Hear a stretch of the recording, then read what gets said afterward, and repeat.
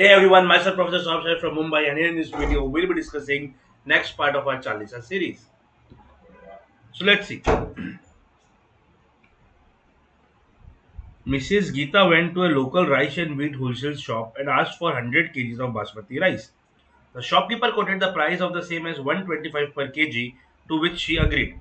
Now, Mrs. Geeta insisted that she would like to see the sample of what will be provided to her by the shopkeeper. Before she agrees upon such purchase, the shopkeeper showed her a bowl of rice as sample. The sample exactly corresponded to the entire lot. The buyer examined the sample casually without noticing the fact that even though the sample was that of basmati rice, but it contained a mix of long and short grains. The cook, on opening the bags, complained that the dish, if prepared with the rice, would not taste the same as the quality of rice was not as per requirement of the dish.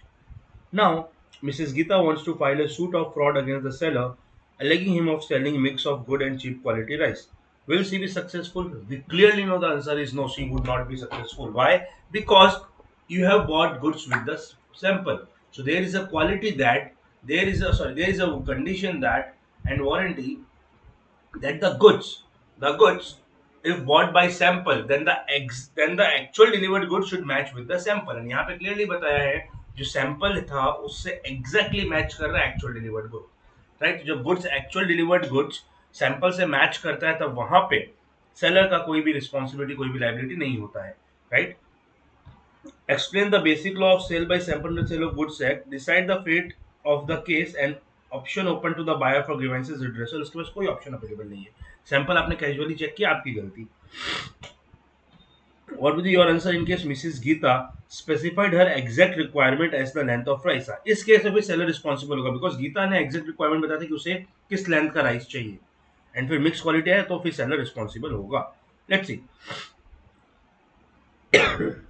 As per provision of subsection 2 of section 17 of Sale of Goods Act, in a contract of sale by sample, there is an implied condition that the bulk shall correspondent with the sale sample in quality.